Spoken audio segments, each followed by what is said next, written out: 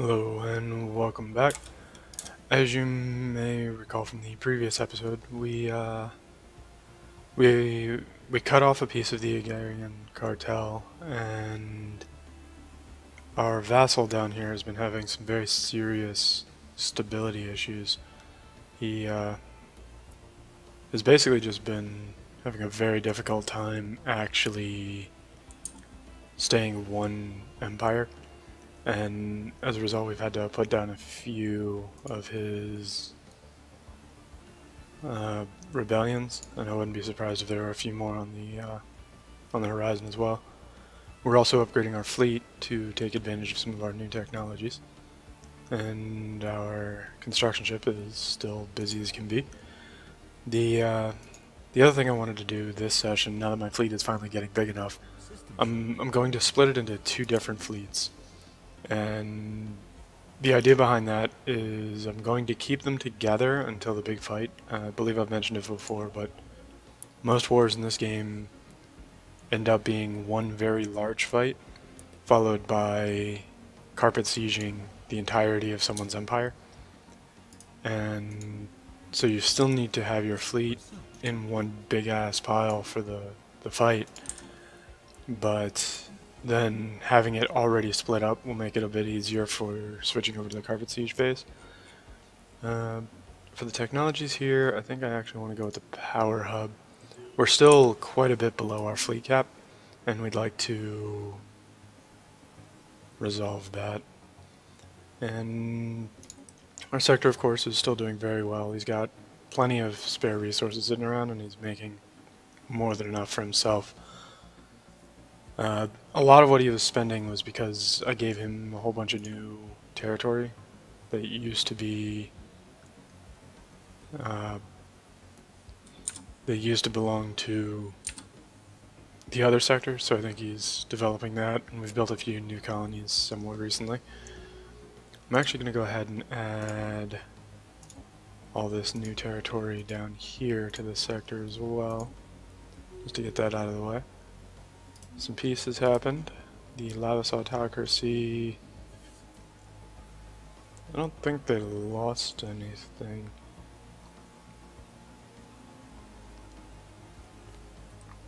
It's difficult to say though. I wonder if I give him that planet, if he would be willing to join me in another war against these people. Oh, okay, so yeah, the Lavis autocracy is one of my opponents. Maybe, let's see, yeah, he only has, oh, he has a non-aggression pact with the Centomoroi, so Centomoroi is not going to be interested in joining me, or even allowed, really. Alright, so Manifest Destiny is complete, so my borders will push a bit farther. Manifest Destiny is an excellent technology to have. None of these really stand out to me in particular. So I'm going to grab Regenerative Hull Tissue, so that I can get my shields to, or my ships to automatically repair in space, which means I can recover without having to break off sieges to go repair. I believe I've said it before, but in combat, the automated repair isn't very useful from the automated repair from the Regenerative Hull Tissue, but between fights is where it shines. Add all of these to this sector. And like I said before, putting all of your non-colonized stars into the sector isn't strictly ideal. It kind of penalizes you. You get a little less income than you would if you controlled them directly. But I'm big enough where I don't have to worry about being all that efficient. And if we take a look at our contact screen, we can see I'm number 1 on the chart, and the Centomoroi are number 2. And right now his only friends are myself and the Allied Seaban systems. The Allied Seaban systems are not strong. Well, let me see how the Yeah, see, the Righteous League isn't even worried about me either. I might not be too far from breaking off ties with them, which would be a really grueling war, at least at first. Okay, I can probably, let's see, offer protectorate status? No, he doesn't want it. His people are individualist and fanatic militarists, which means they would be a bit upset in my territory, but the biggest form of upset isn't one I would have to worry about. He has no friends, so as soon as my fleet is done upgrading, I'm going to have them move here. Alright, so I finished terraforming a world out here. And so I'm going to send a colony ship on over. Let's see. The one that I want to send, we'll check Halex. Alright, so that guy has the correct ethos. And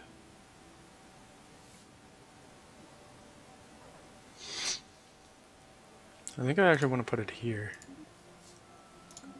Again, more tiles that don't produce research gives more adjacency bonus.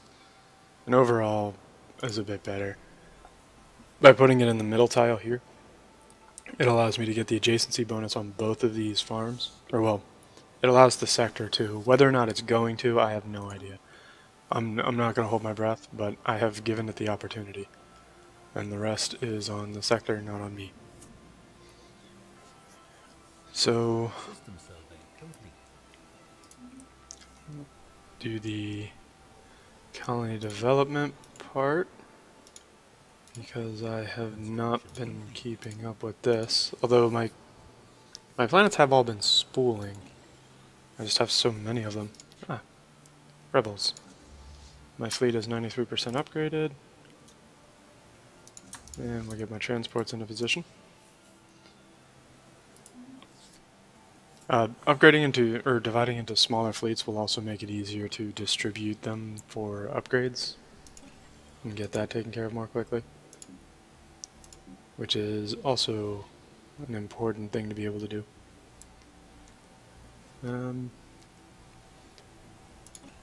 Keep that planet working.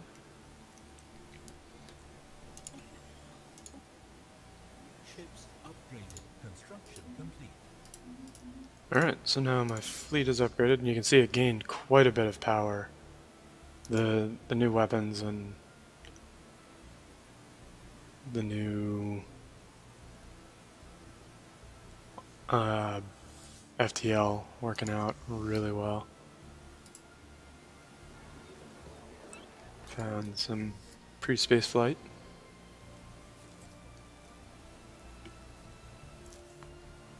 And you can see undocking my fleet also dramatically reduced my monthly income,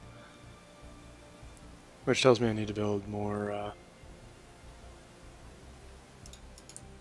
sources of energy credits.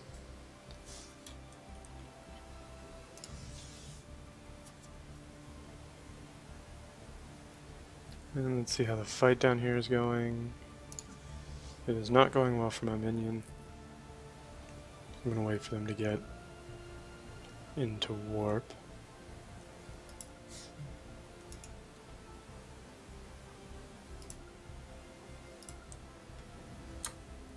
I can break all of those pretty easily and then head to Sula.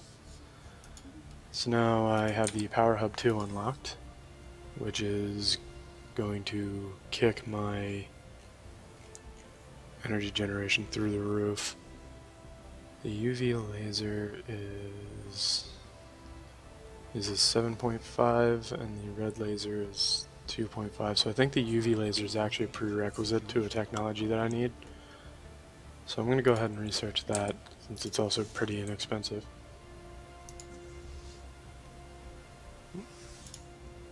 And it looks like my fleet handled the rebel fleet. System survey complete. And now we move the transports into range.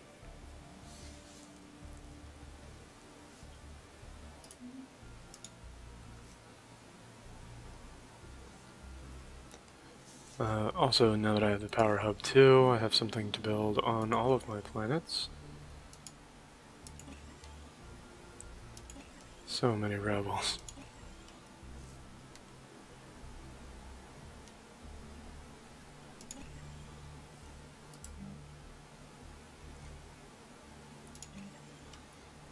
And there are actually quite a few buildings I can or that my sectors could be building on their planets that would help out with the ethics divergence, but the sectors are not efficient most of the time. They just kind of do whatever and hope for the best. And this planet has been pretty thoroughly reduced to nothing. My vassal is already on the ground, so I'm going to join him and swing this battle very quickly. So I finished the advanced railgun, so I now have better weapons in general. The rebels are defeated, and I think I'm actually going to get this plasma thruster because Colony established. speed is important to me. And now I've got the colony established. I still have no System survey complete. real income for my influence, which is kind of a problem. I'm maintaining too many outposts, Construction complete. and I think I can get rid of some of them now. Construction complete. Construction complete. Let's see, how many outposts am I paying for? In breaking my defensive packs, you can see they are also draining my influence. So I could theoretically recover some with that too. And let's see. I can begin to integrate him, but he has so many people. And I do not have enough influence to serve as a buffer. So what I think I'm actually going to do is Construction. just destroy this outpost and then see where the borders fall. Okay, so I lost a little bit, but not enough to actually cry over. So we're good there. I'm going to go ahead and split these fleets in half. The big problem with splitting fleets in half, it actually did a very good job this time. A lot of the times, splitting a fleet in half ends up not creating equal sections, or at least it used to. But it looks like they may have fixed that. And these two got split as evenly as you really could. I guess you could move one corvette over, but you can see each fleet got half the battleships, half the cruisers, etc. Complete. It's just I had an odd number of destroyers. So this fleet needs repairs, and I'll send them there. So at this point in the game, I actually prefer to keep my fleets in undocked, because that gives me a very accurate estimate of how much actual Research complete.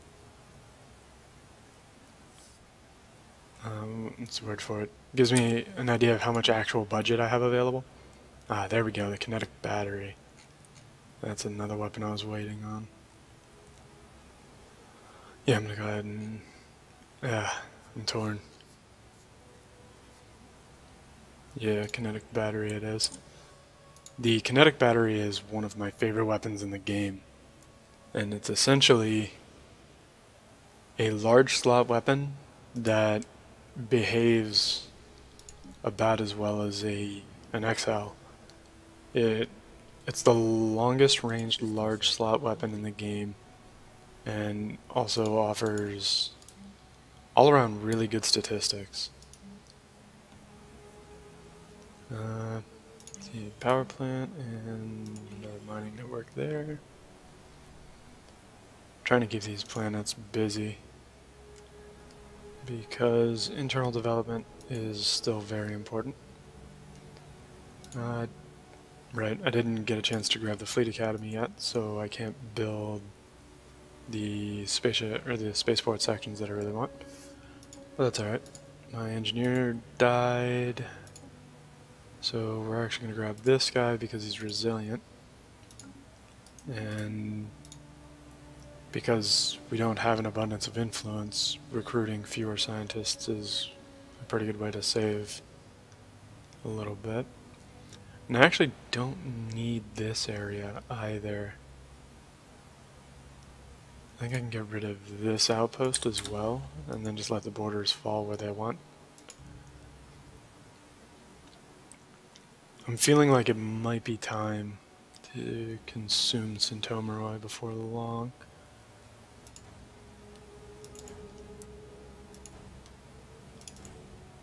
Systems But complete. I do want to make sure I have more ships before I do that, because as we can see on the contacts list, he's showing inferior, and the Allied Seaven systems are nobody. They can't do anything.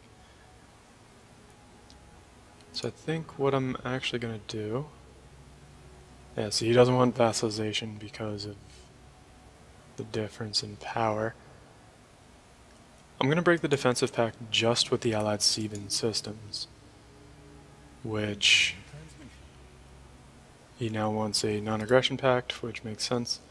And breaking the defensive pact gave me Resume. a truce, and essentially gives me a 10-year timer. And at the end of that timer, I'll be able to go to war. The plasma thrower is the other weapon I really wanted. Plasma throwers, as I believe I mentioned it in another episode, ships generally prefer to fight ships of their same rough size. So large ships will try to fight large ships, medium will try to fight medium. Plasma throwers are very, very good at piercing armor, and not so great at piercing shields, which against larger targets, the bulk of their damage mitigation is going to be armor. If we open up the ship designer, you can see even with no modules whatsoever, a battleship has 55% damage reduction from armor.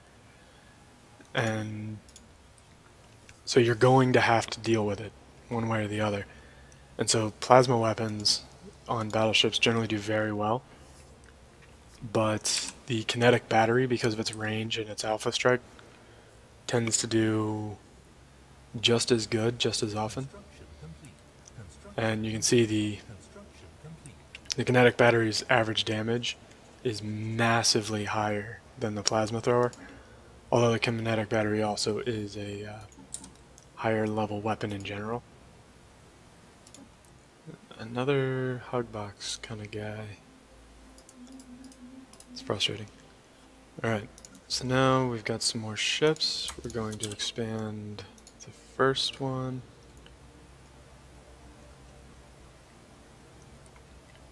And I'm fully expecting a war with Centomeroi to cost me some ships. But the first war, I'm going to vassalize the Seaven systems as much as possible. I should be able to vassalize their entire empire, which of course will put them on the timer before being integrated. And these worlds should both be terraforming. Yep, and coming up soon. And between getting rid of the defensive pact and those couple of outposts, you can see I've fixed my influence problem. We are still a ways away from having regenerative hull tissue, however, but that's alright. And send these guys to join one of my fleets.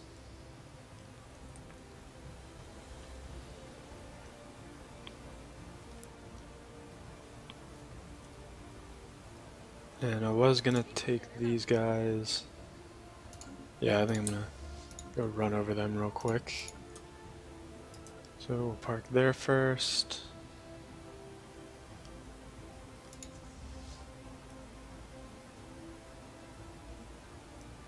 Hold on.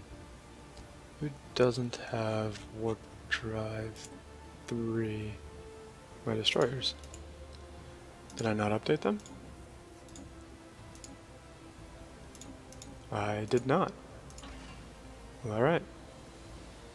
Fair enough, game. Fair enough. And I think I have enough to be able to give them... no. I don't really feel like toying with it right now, so I'm just gonna do that. Yeah, that was the best I can really put on it anyway. So, System survey complete. get that going. That was a scientist from a science ship, so I'll replace him real quick. Just recruit the youngest guy.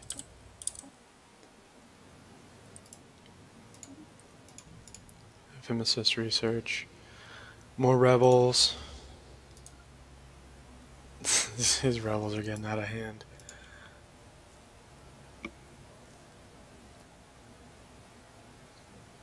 But I definitely do not need my entire fleet. So I'm just gonna cede the planet because he's so technologically far behind that even if I were to liberate him, he would still become a protectorate, and he'd spend like the next 60 or 70 years trying to catch up to me. So I'm just gonna do this. Just roll in and run him over real fast. There's no way he's gonna be able to win this war. Hostile fleet engaged. Hostile fleet engaged. Hostile fleet engaged. Hostile fleet engaged. Hostile fleet engaged. Situation log updated. And as I believe I've mentioned, I kind of want my corvettes and destroyers to die. Situation log updated. They're not great to begin with, and I'm just tired of having them around. So if my opponents do manage to destroy them, it actually works out pretty well for me. And we've got... there we go. So I defeated the technologically inferior guy down here, took his stuff, and this is an alpine world, so I'm just gonna go ahead and colonize it.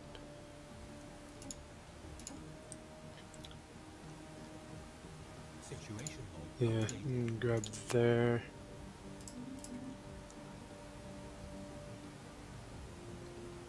And these guys, I'm gonna go ahead and land them. Put down this rebellion already. While I bring the rest of my fleet over.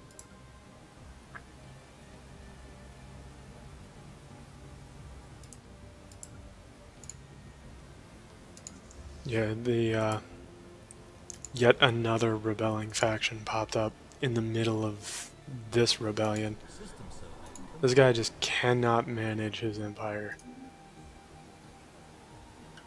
So I think I want to stockpile some influence too, and because I don't want to get in a real war while I'm dealing with rebellions constantly. updated. So I think I'm going to hold off on declaring war against my northern neighbors until after I have a chance to deal with these. Planet secure. Construction complete. Whose fleet is that? Okay. So one war down.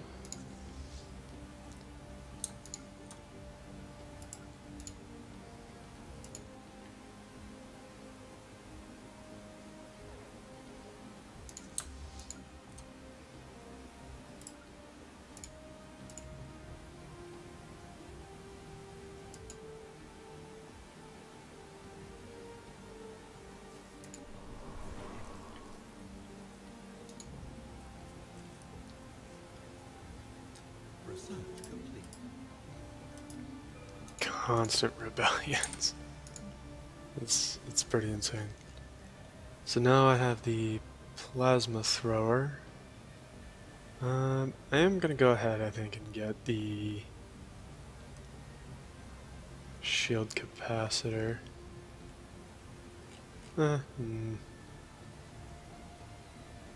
No, I'm gonna get the antimatter reactor. That's just more useful in general. Antimatter reactors, of course, will give me more room on my ships to have weapons instead of utility items. And I may have messed up. I accidentally landed both of my armies in one pile, but that's alright. We'll sort it out later. They will crush this planet, though, that's for sure. There's no way this planet stands a chance now. Enemy planet secured. Alright, so now we embark. New fleet. Alright, so yet another rebellion put down. What I actually want to do is split these back up the way that they were. And we can send my combat fleets back here. So I did rebuild, or I did upgrade these destroyers to use the better warp drives. So I'm going to send them to repair, upgrade, and then there. These guys, upgrade, repair, and then there. That's fine. Salvaging the wreckage of an empire that's significantly behind yours probably isn't worthwhile, so the one guy that I killed in the middle of that latest little rebellion wouldn't be worth salvaging.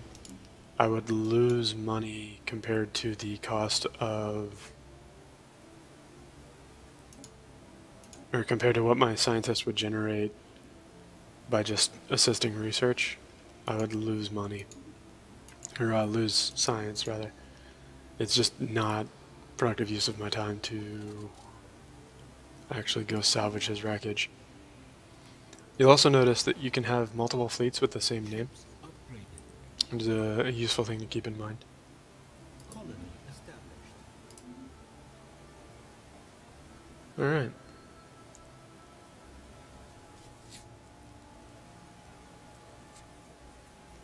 See how the sector's doing on resources now? Yeah, he managed to spend all of his money now. But that's alright. It'll continue to develop, and 100 minerals a month is pretty good still.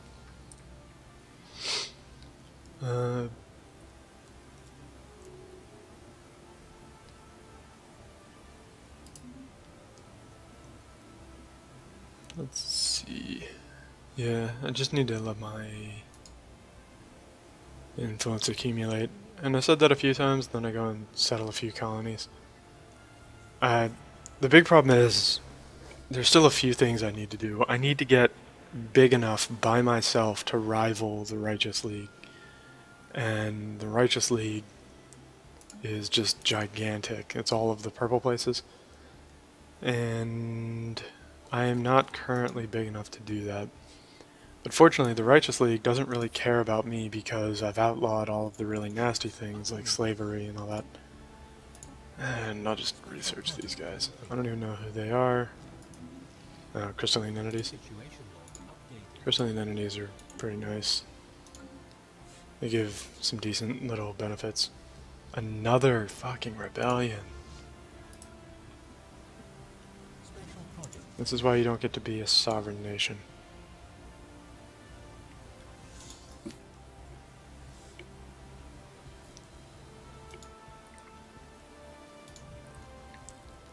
I can barely even leave his space long enough to repair and upgrade my fleet before he gets another rebellion going. It's atrocious.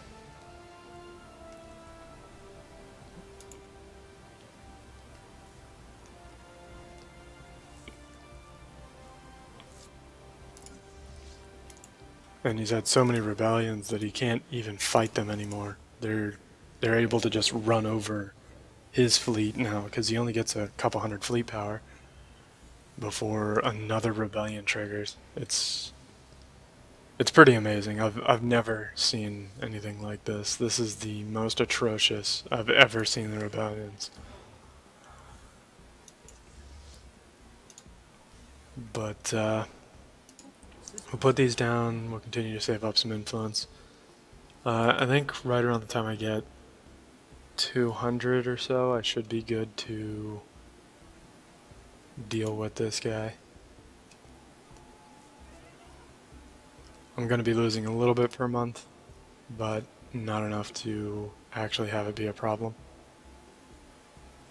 Now you can see I'm not quite bombing 60, yeah, I'm bombing 55. Yeah, that's alright though. That war's handled.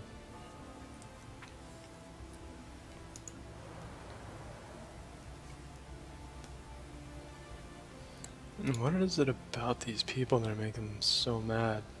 Yeah, individualist, fanatic materialist, xenophobe. Jesus. Enemy planet secure. These people are so angry.